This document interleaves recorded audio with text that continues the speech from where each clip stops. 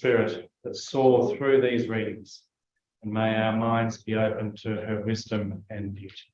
Amen. Thanks.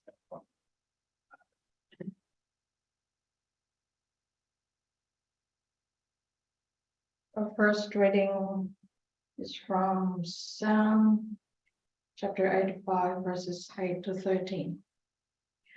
I will listen to what God the Lord says. He promises peace to his people, his faithful servants, but let them not turn to folly. Surely his salvation is near those who fear him, that his glory may dwell in our land. Love and faithfulness meet together, righteousness and peace kiss each other. Faithfulness springs forth from the earth, and righteousness looks down from heaven. The Lord will indeed give what is good, and our land will yield its harvest. Righteousness goes before him and prepares the way for his steps. And the gospel reading is from Matthew chapter 14, verses 22 to 33. So, last week we hear about Jesus feeding the multitude, and this is the event that happens after that. Immediately, Jesus made the disciples get into the boat and go on ahead of him to the other side, while he dismissed the crowd. After he had dismissed them, he went up on a mountainside by himself to pray. Later that night, he was there alone, and the boat was already a considerable distance from land, buffeted by the waves because the wind was against it. Shortly before dawn, Jesus went up to them, walking on the lake. When the disciples saw him walking on the lake, they were terrified. "It's a ghost," they said, and cried out in fear. But Jesus immediately said to them, "Take courage, it is I, don't be afraid." "Lord, if it's you," Peter replied, "tell me to come to you on the water." "Come," he said. Then Peter got down out of the boat, walked on the water, and came toward Jesus. But when he saw the wind, he was afraid, and beginning to sink, cried out, "Lord, save me." Immediately Jesus reached out his hand and caught him. "You of little faith," he said, "why did you doubt?" And when they climbed into the boat, the wind died down. Then those who were in the boat worshipped him, saying, "Truly, you are the Son of God." This is the word of the Lord. Thanks be to God.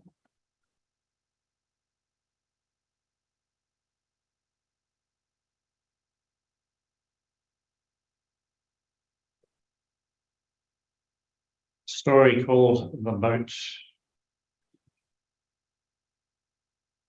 The story this morning, our gospel reading was about a boat, but it wasn't just about a boat. And this story is like that.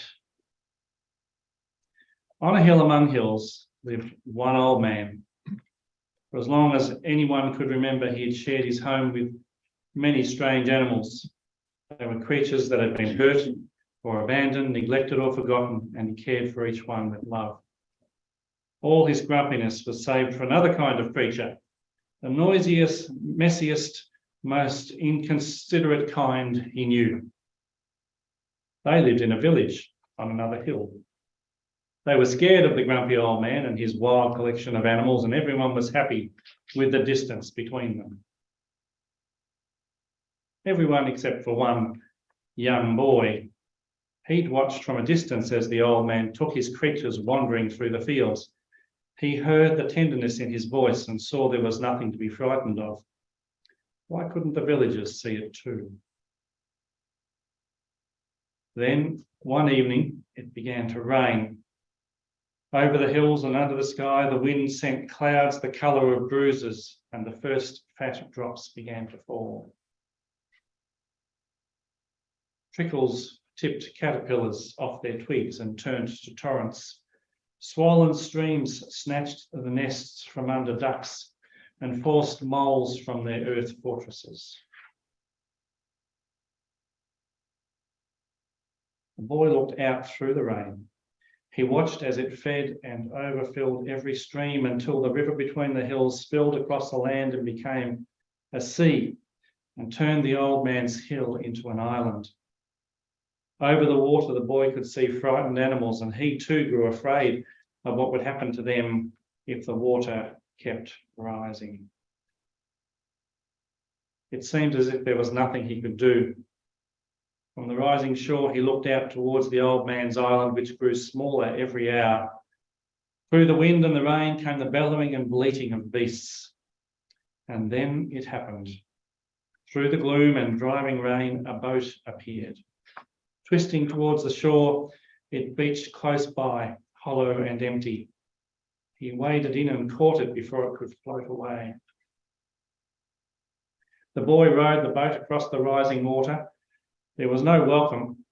The old man shouted and bellowed louder than his animals. "Go away," he yelled. "We don't need your help. Go away." The old circus lion roared in fear, but the boy knew it was not just the animals who were frightened. Quickly he loaded the nearest creatures into the boat and rowed them back to a safer shore. When he returned, the old man had grown silent, watching. Far away on the shore beneath the village, people had gathered. They had opened their sheds and barns to provide shelter for the old man's creatures. They had brought blankets and baskets in case they were needed. Tenderly, they helped the wet, bedraggled animals ashore. This time, the old man did not shout as the boy filled the boat with its precious cargo. Again, the boy rowed back across the sea, and this time the villagers were waiting. Tin bars and barrels that once held water in now kept water out, knotted together into a makeshift raft so more creatures could be rescued. From his flooded fortress, the old man watched as the boy set out once more towards him. He saw the raft coming to rescue his animals from their shrinking home. "Come on," called the boy to the old man. "It's all right, come on. There's no need to be frightened." And finally, he came. Together, boy and man loaded the raft with the last of the animals, the biggest beasts of the menagerie, and set out with those animals that could swim following behind. With the last of their strength, they rowed for home as the island sank beneath the waters.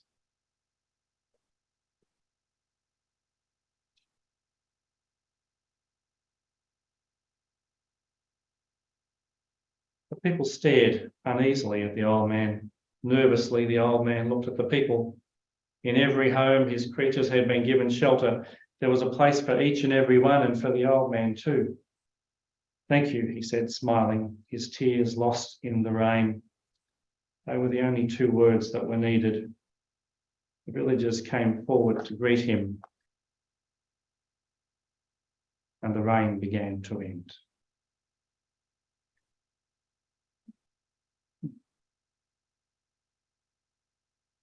That's a rather beautiful story about, I would say building bridges, but there was no bridge involved.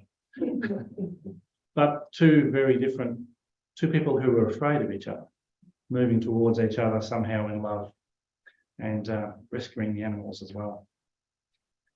And I somehow think that I feel like our gospel reading is about something very similar. Love and fear. It struck me this week as I looked at this powerful story of Jesus and Peter, that it speaks to us of how we are to approach God and Jesus and how God approaches us. In our story this week, the disciples contend with deep primal fear. Fear of the unknown, fear of suffering, fear of death, fear of oblivion. And the setting is the Sea of Galilee, which is one of those ironic places where it's known as a lake, because it's about lake size, a large lake size, or a small sea. But whatever it was prone to sudden violent windstorms. And it's nighttime, The disciples are in a boat crossing the sea on their own, as Jesus had told them to do. And as the night goes on, the wind and the waves intensify, and the disciples, still far away from land, struggle with the turbulent waves. Meanwhile, Jesus, having spent the previous day teaching and feeding the 5,000 up in the hills, is seeking renewal in prayer and solitude. So he decides to take a stroll. Sometime before dawn, he descends from the hills and approaches the boat. When the disciples see him walking on the water towards them, they're terrified and they say, "It's a ghost," whatever a ghost means. Immediately, Matthew's gospel tells us Jesus identifies himself in an effort to reassure his disciples. "Don't worry, guys, it's me. Don't be scared. Everything's cool." As far as we know, 11 of the disciples were still frozen in fear and did nothing, but Peter, moved by his deep feeling and love of Jesus, says, "Lord, if it's you, tell me to come on the water." And Jesus says, "Okay then, come on." And Peter steps out of the boat. Peter walks on the water towards Jesus, and then he's overtaken by fear. He notices the vicious wind, the rising waves, the dark water, maybe the power that Jesus is displaying, all the unknown, and fear overwhelms him and he begins to sink. "Lord, save me," he cries. So immediately Jesus reaches out his hand and catches Peter, brings him back up again. "You of little faith," Jesus says to the breathless, sopping Peter. Why did you doubt? Why were you afraid? What did he doubt? What did he doubt? Himself? Jesus? Maybe, but Jesus is still there standing on the water. So he's not doubting in Jesus. As I looked at it this week, and it's a funny thing, the gift of seeing a passage anew as you look at it, I began to realise that I felt like what Peter was doubting was his own ability and his own ability to love and be carried into, and to meet Jesus. He moved forward onto the water out of not trying to do a magic trick, I don't think. I don't think it was that. And if it was that, and it was just him trying to do Jesus' magic trick, then it's a bit of a hollow exercise. I think in character with Peter is one that we see in the Gospels emotionally driven. He's driven by his feelings. Sometimes they go ahead of his brain. But in this case, maybe that's it. It feels like he gets out of the boat because he actually wants to move towards the one he loves. And it's that element of faith in his love of Jesus that he gets out and moves towards Jesus. Sometimes things are like that, right? So you go, okay, I'm going to go do that. And then you take a few steps and then you go, wait a second. I'm standing on the water. That's right. I do that when I play piano sometimes, and I'm in sort of the music or something, and I'm not really looking what they're doing, and then I sort of realize, oh, where am I? Yeah. And then you fall. Yeah. Because you're sort of carried along by whatever you're thinking about or your emotion. Yeah. And then all of a sudden reality pops in and you see something out of the corner of your eye and you're like, wait a minute. Yeah. And you have no idea. And then I can completely get that. I actually think that's one of the things that makes this story quite powerful for us, is that we've all got those experiences of where we've set out doing something, that we believe we can do. And maybe we go into it in a mindful, mindless sort of way, like you do with music. And then something creeps in and you find yourself sinking into a bit of doubt, a lot of doubt. Really saying just this morning. Yeah. Going to church, My parents not who knows really well, but parents just thought, geez, don't well. We come to church, I make real mess of it. She said, you don't believe you can do it. Yeah, no, you're absolutely right. They said, I got party. I didn't say anything. I said, what they understand. Yeah. Yeah, but yes, reverse parking can be one of those things. I mean, you weren't probably reverse parking in here, but parallel parking be one of those things where you think, yeah, I can do this, and then can, if you think about it, overthink it, you can be in trouble. Presumably, I mean, I don't know where the transfiguration is in the sequence, but I mean, this must have been, as the Bible said, a moment of incredible Illumination. Yeah. realization that what they were dealing with, basically, that Jesus wasn't just one of them. Yeah. It was something quite extraordinary. So, Yeah. it was that sort of moment of adjustment almost to a new perception. Yeah. I was listening to a podcast, which is a lectionary podcast, and a couple of the women discussing this, and discussing the word that's used, fear, which I've often said to you is the word is actually most times means awe.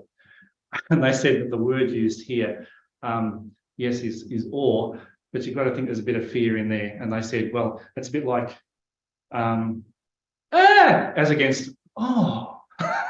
So, and she said there's probably a bit of both of them going on in that particular place and that time. Yeah, so I think he doubted. What did he doubt? He was overtaken by fear. His love was overtaken by fear and a sense of his own fragility. As soon as he and Jesus climb into the boat, the wind dies down, the sea grows still and calm, and the disciples recognize Jesus, and truly they say in awe, "You are the Son of God." At the core of this story has Jesus walking towards the disciples across the water, and Peter moving, being the one who gets carried away by his feelings and his love, and he gets out of the boat and walks towards Jesus. On the face of it, this story might appear to reinforce a fear not version of Christianity. I've certainly preached a few sermons about fear not. It's in there enough in the Bible, and Jesus says it enough. But this is not at core, I don't think, just about fear or about trust or about faith. What matters here is not whether the fear is right or wrong. What matters is how we respond to God's presence when we're afraid. What matters is what we say and think and feel and do when the divine comes to us in ways we don't recognise. I sort of like Peter's response as against the rest of the disciples. They huddled in their boats scared to death, and Peter's response was to move towards. The disciples are not wrong to be afraid. Of course they're afraid. They're afraid because they're not keen on drowning. They're afraid because gigantic waves in the middle of the night are scary. If we extend the meaning of drowning to include all the ways in which we human beings find ourselves in over our heads in the world, then of course we all experience fear. We felt afraid as we lived in COVID-19 in the way that we did in lockdown. We live in fear of failing economies, maybe social isolation and loneliness, or political brokenness. Of course, we feel afraid when family distress or senseless violence and financial uncertainty threaten our lives. Of course, we feel afraid when sometimes there's no reason, but our bodies take us into anxiety, panic, and depression. Of course, we feel afraid when faced with the new and unknown. The issue is not the fear. The issue is where fear leads. Notice that the first place that Peter's fear leads him. He's every right to be afraid when his boat pitches in the dark sea. Feeling scared in the face of danger isn't the problem. The problem is that his fear leads him straight to suspicion and distrust. His fear, in a little while, halfway across, leads him to test and question his own capacity and his own ability to reach Jesus. If it's you, Peter says, enable me to do the impossible. If it's you, make magic happen, so I'll be dazzled out of all doubt. If it's you, prove to me that you're God. He didn't doubt Jesus. He didn't doubt whether he really recognized Jesus. Well, I think that's about, for me, that's about relationship. I think he doubted his sense of relationship with Jesus, yeah. But I don't think it was just I think it's that thing between love and fear I'm trying to bring out today. But our faith calls us to question our actions and our movement. When we're faced with something new, do we move towards it out of love or sink into our fear? When we're faced with the newness and difference that might be asylum seekers, we can respond out of fear or out of love. When we're faced with the question of a voice, we can choose between responding out of love or out of fear. When we're faced with the newness and difference that can be the LGBTQI community, we can respond out of fear or out of love and relationship. Once Peter is safe in the boat, Jesus asks him the question he can't answer. Jesus does say, "You of little faith, why did you doubt?" I wonder if Jesus asked this question not because Peter gives way to panic and nearly drown, but because his doubt asks him to make the foolish request in the first place.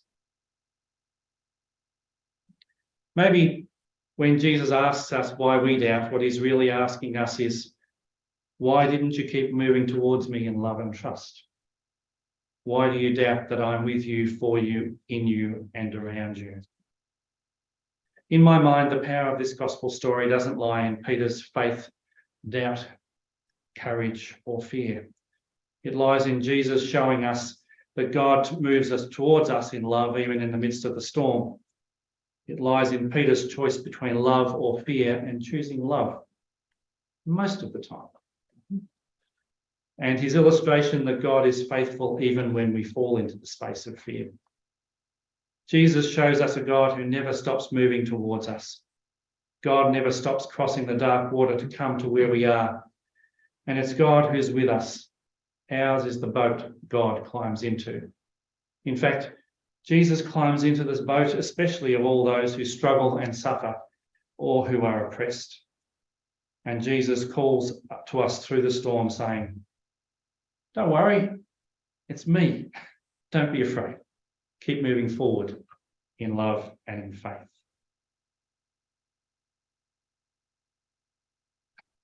As well.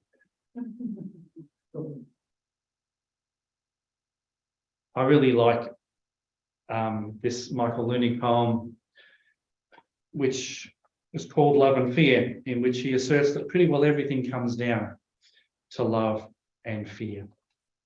He says there are only two feelings, love and fear. There are only two languages, love and fear. There are only two activities, love and fear.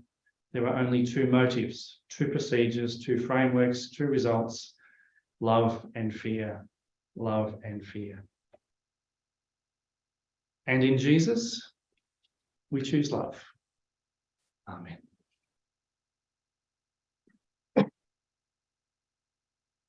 Ah.